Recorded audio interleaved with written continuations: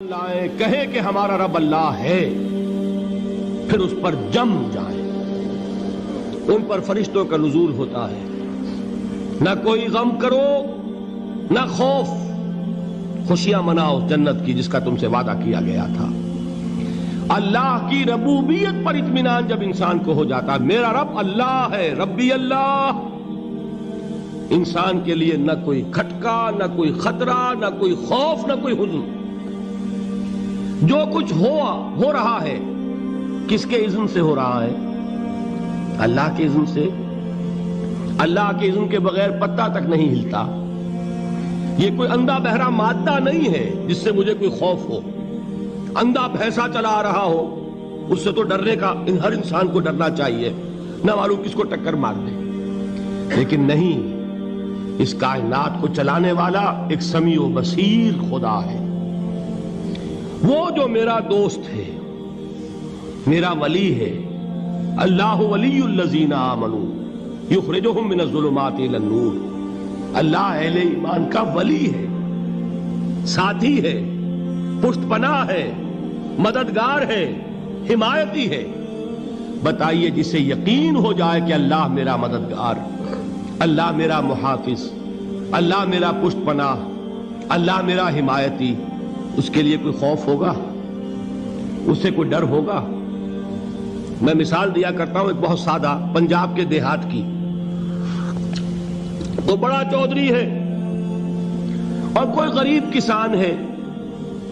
اس غریب کسان کے جانوروں کو ہر وقت اندیشہ ہوگا چوری کا، کوئی میری بھینس کھول کر نہ لے جائے، کوئی میرا بیل کھول کر نہ لے جائے۔ لیکن جس کے بارے میں یہ سب کو معلوم ہو کہ وہ جو بڑا چودھری ہے وہ اس کا دوست ہے، اس کی بچیا کو کوئی خوف ہوگا؟ اس کی بھینس پر کوئی ہاتھ ڈالے گا؟ اسے کوئی اندیشہ ہوگا؟ نہیں۔ کیوں؟ کہ وہ بڑا چودھری، بڑا اس کا یہاں کا سردار، جاگیردار، سب کو معلوم ہے وہ میرا دوست ہے، کوئی میرے خلاف اقدام نہیں کر سکتا۔ اس دنیا میں یہ چھوٹی سی بات اگر آپ کے دلی اطمینان اور سکون کا باعث بن سکتی ہے تو ذرا تصور کیجئے۔ میں لفظ تصور استعمال کروں گا صرف اس لیے کہ اس کا ہم جس کو کہتے ہیں ادراک اور شعور کر نہیں سکتے، اگر کے ساتھ کر سکتے۔ اگر یقین ہو کہ اللہ میرا مددگار اور یقین ہو کہ اللہ ہر آن میرے ساتھ ہے، پھر کوئی خوف؟ کس کا خوف؟ کوئی شے اللہ سے بالا تر ہے؟ کوئی قوت اس سے زیادہ طاقتور ہے؟ کوئی اس کے ارادے کو بدلنے والا ہے؟ کوئی اس کی مشیت کے آڑے آنے والا ہے؟ یہی بات ہے جو حضور نے فرمائی۔ یہ ایمان کا حاصل ہے لب لباب، کہ دیکھو اچھی طرح اس بات کو ذہن نشین کر لو، اگر تمام انسان مل کر تمہیں کوئی نقصان پہنچانا چاہے نہیں پہنچا سکتے مگر جو کچھ اللہ نے لکھ دیا ہو، اور تمام انسان مل کر تمہیں کوئی نفع پہنچانا چاہے نہیں پہنچا سکتے مگر وہ شے جو اللہ نے طے کر دی۔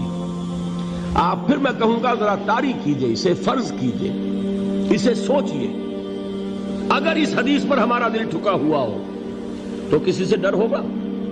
یہ مجھے نقصان نہ پہنچا دے، یہ میری رپورٹ خراب نہ کر دے، یہ میری انکریمنٹ نہ رکوا دے، یہ میرا یہ نہ بگاڑ دے، یہ میرے یہ نقصان نہ پہنچا دے۔ اس کا ڈر، اس کا ڈر، اس کا خوف، اس کی خوشامد، اس کے لیے جا کر طرح طرح سے اپنی عزت نفس کو ذلیل کروانا اس کے سامنے، یہ سب کچھ کیوں کرتا ہے انسان؟ جب سمجھتا ہے کہ اس کے ہاتھ میں میرا کوئی نفع ہے، اس کے ہاتھ میں میرے لیے کوئی ضرر ہے، یہ مجھے کوئی غضب پہنچا سکتا ہے، یہ مجھے کوئی نقصان پہنچا سکتا ہے، یہ میرا کوئی کام بنا سکتا ہے، یہ میری کوئی ضرورت پوری کر سکتا ہے، اسی کا نام شرک ہے۔ جہاں آپ نے یہ سمجھا کہ غیر اللہ کے اندر کوئی طاقت موجود ہے وہی شرک ہے۔ بتوں سے تجھ کو امیدیں، خدا سے نومیدی، مجھے بتا تو صحیح اور کافری کیا ہے؟ شرک تو یہ ہے۔ جس پر بھی تمہیں یہ خیال ہے، کلمہ ہے یہ کلمہ سوم، لا حول ولا قوت الا باللہ، ذرا اس پر دل کو کبھی اگر آپ تصور کریں، پھر فرض کریں، دل ٹھک جائے اس پر، کوئی طاقت نہیں۔ یہی بات تھی جو شیخ عبد القادر جیلانی رحمۃ اللہ علیہ نے اپنی وصیت میں اپنے بچے سے کہی. 11ویں دینے والے ہیں، لیکن حضرت شیخ عبد القادر جیلانی کی وصیت اور تعلیمات کو کتنے لوگ ہیں تم جانتے ہو؟ یہ جن مقامات تک پہنچے ہیں وہ کس چیز کی بدولت پہنچے ہیں؟ انہوں نے جو پیغام دیا وہ کیا تھا؟ اے میرے بچے، جس طریقے سے قرآن مجید میں حضرت لقمان کی نصیحتیں جو ہے نقل کر دی گئی ہیں، میں یہ عرض کروں گا بالفرض اگر قرآن حضرت عبد القادر جیلانی کے بعد نازل ہوا ہوتا تو شیخ عبد القادر کی یہ نصیحتیں بھی قرآن میں درج ہوتی. اتنی اونچی نصیحتیں ہیں. اے میرے بچے، اس حقیقت کو ذہن نشین کر لے، لا فاعل فی الحقیقت ولا مؤثر الا اللہ. اس کائنات میں نہ کوئی فاعل حقیقی ہے نہ مؤثر حقیقی ہے سوائے اللہ. کسی شے میں کوئی تاثیر نہیں اگر اللہ نہ چاہے. آگ جلا نہیں سکتی اگر اللہ نہ چاہے. پانی ڈبو نہیں سکتا اگر اللہ نہ چاہے. زہر ہلاک نہیں کر سکتا اگر اللہ نہ چاہے. کوئی چیز فائدہ نہیں پہنچا سکتی اگر اللہ نہ چاہے. تو در در پہ کیوں سر جھکاتے ہو؟ در در پر کیوں جبیں سائی کرتے ہو؟ سب کے سامنے کیوں ہاتھ پھیلاتے ہو؟ ایک اللہ سے مانگو. ایک اللہ کے سامنے زمین پر اپنی جبین رکھو. لا فاعل فی الحقیقت ولا مؤثر الا اللہ. نظر آتا ہے ہمیں کہ پانی پیاس بجھا دیتا ہے.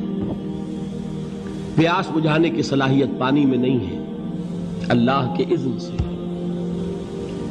کھانا بھوک مٹا دیتا ہے. بھوک مٹانے کی صلاحیت کھانے میں نہیں ہے، اذن رب میں. دیکھیے یہی یقین تھا. حضرت موسیٰ علیہ السلام کا واقعہ یاد کیجئے. سامنے سمندر آ گیا ہے.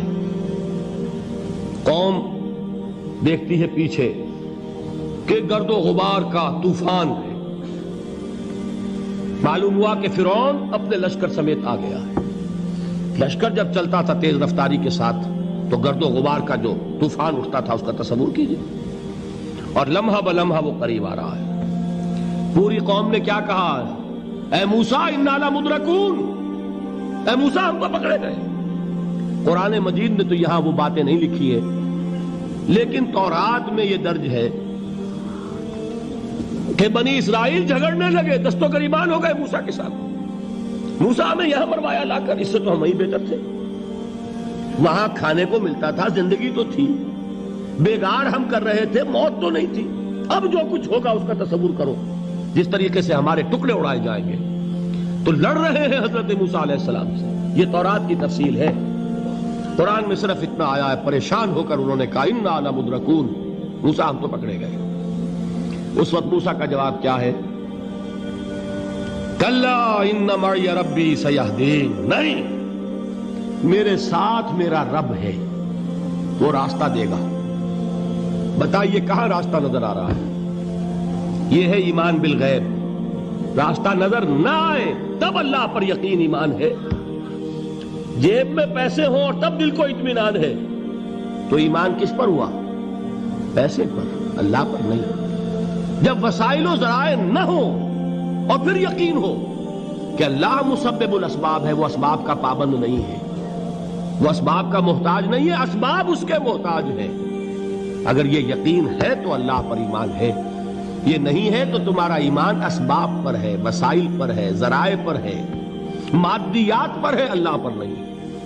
اس وقت کہاں راستہ تھا؟ کوئی راستہ تھا؟ سمندر ہے اور ادھر سے لشکر آ گیا ہے. کلا ان معی ربی سیہدین. اب دیکھیے ایمان کہہ دینا آسان ہے، ہوا معکم اینما کنتم. جہاں کہیں بھی تم ہوتے ہو اللہ تمہارے ساتھ ہوتا ہے. لیکن اس کا یقین قائم ہو جائے تو زمین و آسمان کا فرق واقع ہو جائے.